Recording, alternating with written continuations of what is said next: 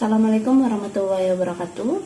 Selamat datang dan selamat bergabung kembali dengan saya Gilang Susalid, dosen STIKS Tamalan Raya Makassar dalam mata kuliah pekerjaan sosial di rumah sakit. Pada pertemuan kali ini diharapkan rekan-rekan mahasiswa dapat memahami dan mengaplikasikan pengetahuan umum maupun pengetahuan praktik khusus pekerjaan sosial di rumah sakit. Beberapa subpokok bahasan yang akan saya sampaikan dalam pertemuan kali ini ada 3, diantaranya yang pertama adalah bagaimana pengetahuan pekerjaan sosial secara umum, kemudian yang kedua pengetahuan tentang lembaga-lembaga pemberi layanan kesehatan, dan yang ketiga adalah pengetahuan tentang klien atau pasien dari seorang pekerja sosial di rumah sakit. Baik, untuk yang pertama, sebelum kita masuk ke dalam subpokok bahasan yang tadi saya sampaikan, terlebih dahulu kita akan membahas tentang apa itu pengetahuan. Sebetulnya banyak definisi tentang pengetahuan menurut ahli, tapi dalam hal ini saya kutip definisi pengetahuan menurut Noto Atmojo dalam Yuliana pada tahun 2017, di mana beliau mengatakan bahwa pengetahuan itu merupakan hasil dari penginderaan manusia atau hasil tahu seseorang terhadap objek yang diperoleh melalui indera atau sistem penginderaan, bisa dari penglihatan, pendengaran maupun perabaan dan sebagainya. Jadi ketika seseorang mengetahui satu hal itu diperolehnya dari apa yang dia lihat, apa yang dia dengar, maupun apa yang dia raba melalui indera peraba. Adapun yang mengatakan bahwa pengetahuan itu merupakan sebuah penjelasan mengenai realita. Ada juga yang mengatakan bahwa pengetahuan itu adalah informasi atau maklumat yang diketahui atau disadari oleh seseorang. Jadi kalau dilihat dari definisi ini, kita bisa ketahui bahwa pengetahuan itu sifatnya bisa dikatakan subjektif ya. Pengetahuan saya tentang suatu benda atau suatu ilmu bisa lebih luas atau tidak dibandingkan pengetahuan teman-teman. Tergantung pengalaman indera saya. Ketika pengalaman indera saya banyak, maka pengetahuan saya akan lebih luas tentang sesuatu tersebut. Contohnya pengetahuan tentang pointer. Di sini saya mengetahui bahwa pointer ini ada 4 tombol misalnya ya. Kenapa saya bisa mengatakan seperti itu? Karena saya melihat di sini ada pointer 4 tombol. Tapi ketika saya tanyakan kepada Anda apa yang dimaksud dengan pointer, kalau Anda belum pernah melihat pointer, otomatis Anda akan mengatakan tidak tahu. Nah, pengetahuan Anda tentang pointer itu belum ada karena belum ada proses penginderaan melihat Anda terhadap pointer ini. Jadi kurang lebih seperti itu. Pada intinya pengetahuan itu bisa berkembang dan bisa dipengaruhi oleh pengalaman penginderaan kita sebagai manusia. Baik, kita lanjut. Tadi menurut subpokok bahasan ada 3 pengetahuan, teman-teman. Yang pertama adalah pengetahuan pekerjaan sosial umum dan praktik khusus, di mana pengetahuan ini sebetulnya harus dimiliki oleh pekerja sosial. Kalau teman-teman masih ingat, ada 3 kerangka dalam praktik pekerjaan sosial. Yang pertama kerangka pengetahuan, kemudian kerangka nilai, dan kerangka keterampilan. Itu merupakan ciri dari pekerja sosial yang akan pada akhirnya akan menunjukkan seberapa kompeten seorang pekerja sosial dalam melaksanakan tugasnya. Di sini ada pengetahuan umum dan ada pengetahuan praktik khusus. Yang pertama pengetahuan umum, diantaranya adalah kebijakan pelayanan kesejahteraan sosial. Kemudian ada pengetahuan tentang HBSE, di mana seorang pekerja sosial wajib mengetahui interaksi antara manusia dengan lingkungannya. Kemudian ada juga pengetahuan tentang metode-metode dan teknik pekerjaan sosial. Itu sebetulnya tidak hanya pekerja sosial rumah sakit yang harus menguasai pengetahuan ini, tapi seluruh pekerja sosial yang bekerja di setting manapun harus mengetahui atau harus menguasai pengetahuan umum ini. Nah, sedangkan praktik khusus yang di sampingnya ini adalah pengetahuan yang mencirikan di mana teman-teman atau rekan-rekan nanti bekerja atau settingnya itu di mana. Apakah di rumah sakit, apakah di sekolah, di industri, atau di panti dan sebagainya.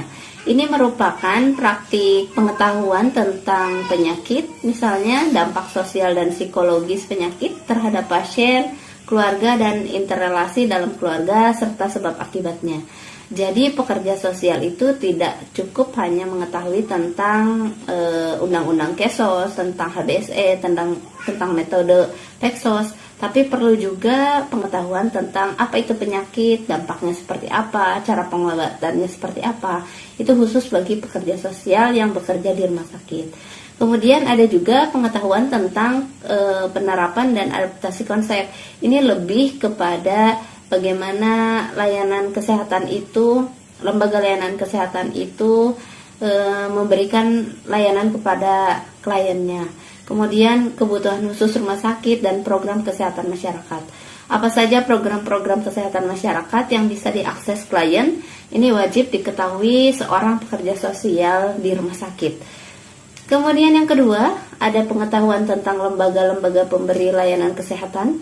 Kalau yang tadi praktik khususnya itu adalah mengetahui layanan-layanan kesehatan, kalau ini lebih mengetahui tentang lembaganya atau rumah sakitnya, boleh juga puskesmasnya, tergantung pekerja sosial itu di mana ditempatkan. Pengetahuan ini meliputi eligibilitas untuk mendapat pelayanan. Maksudnya di sini adalah kita harus punya pengetahuan tentang layak atau tidak seorang klien yang kita dampingi itu mendapat layanan di satu rumah sakit atau satu puskesmas tertentu.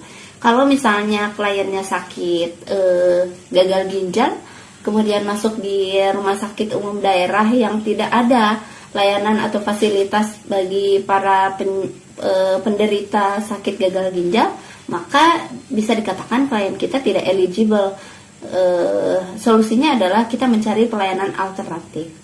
Kemudian kita harus memiliki pengetahuan tentang prosedur administrasi, bagaimana cara mengakses layanan yang ada di rumah sakit, bagaimana cara daftarnya, kemudian bagaimana proses pembayarannya, siapa yang akan membayar, siapa yang akan bertanggung jawab, dan ada juga kita harus mengetahui model treatment khusus yang tersedia.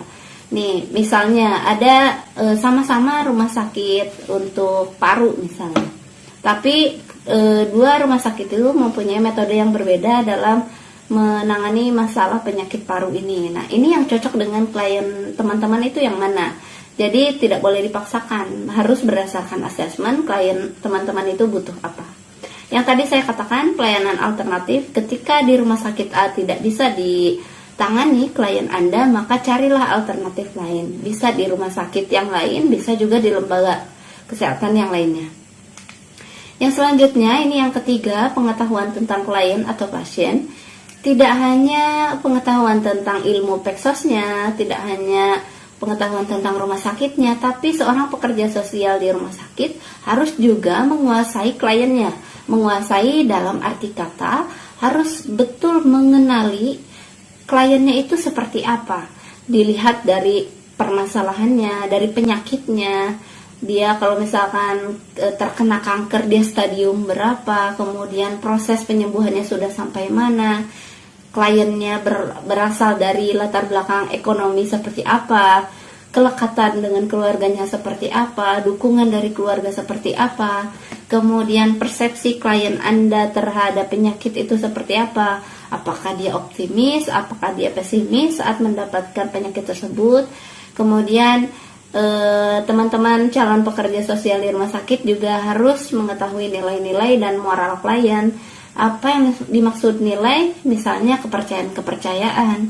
Ada beberapa klien yang dia dirawat di rumah sakit, tapi sebetulnya dia tidak yakin atau tidak percaya dengan tindakan medis. Makanya tidak jarang proses penyembuhan itu agak terhambat. Ini berkaitan juga dengan kekuatan-kekuatan klien. Kekuatan klien di sini adalah di mana seberapa besar keinginan klien untuk sembuh dan untuk pulih supaya bisa menjadi berfungsi sosial kembali. Ini pengetahuan tentang klien yang harus dikuasai oleh seorang pekerja sosial di rumah sakit, teman-teman. Kemudian kesimpulan yang dapat kita tarik dari materi ini ada 3. Yang pertama adalah seorang pekerja sosial di rumah sakit atau biasa dikenal dengan pekerja sosial medis itu harus memiliki pengetahuan yang luas tentunya tentang profesinya, tentang permasalahan dan kebutuhan klien, serta lembaga di mana tempat ia bekerja. Kadang ada pekerja sosial ditempatkan di rumah sakit, ada di puskesmas, atau di layanan-layanan kesehatan masyarakat lainnya. Kemudian, pengetahuan itu dapat menuntun dan membantu praktik pekerja sosial di rumah sakit atau pekerja sosial medis agar lebih mudah, terarah, dan tetap profesional. Tentunya kita tidak akan buta langkah ya ketika kita memiliki pengetahuan tadi, 3 pengetahuan reksos umum, pengetahuan praktik khusus, kemudian pengetahuan tentang lembaga layanan kesehatan, dan pengetahuan tentang klien atau pasien itu sendiri. Dan yang terakhir, pengetahuan itu telah dimiliki bersifat dinamis. Jadi ketika saat ini teman-teman hanya memiliki pengetahuan tentang misalkan penyakit gagal ginjal tadi, ketika teman-teman mendapat klien lain yang memiliki riwayat penyakit berbeda, maka teman-teman akan bertambah ilmunya, bertambah pengetahuannya. Itu yang dinamakan dinamis. Seiring dengan pengalaman praktik yang dimiliki seorang pekerja sosial rumah sakit, maka di situ pula pengetahuannya akan terus bertambah. Begitu kurang lebih materi yang bisa saya sampaikan pada kesempatan ini. Mudah-mudahan bisa dapat diterima dan diserap dengan baik. Sampai jumpa di lain kesempatan. Terima kasih atas atensinya. Assalamualaikum warahmatullahi wabarakatuh.